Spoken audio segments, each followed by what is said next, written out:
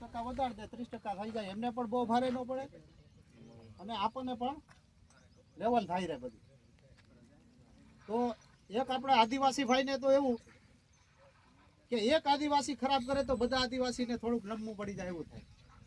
તો પહેલા તો આપણે એ પણ આપણો સુધારો કરવો જોઈએ કે હવે આપણે ગુજરાતમાં તો ઘણો ટાઈમ રહેતા થાય તો થોડાક આપણે સુધરીએ તો વધારે સારું.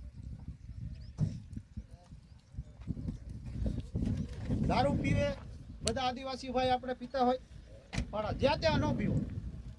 અહીંયા જ પીને અહીંયા પડ્યા રહ્યો.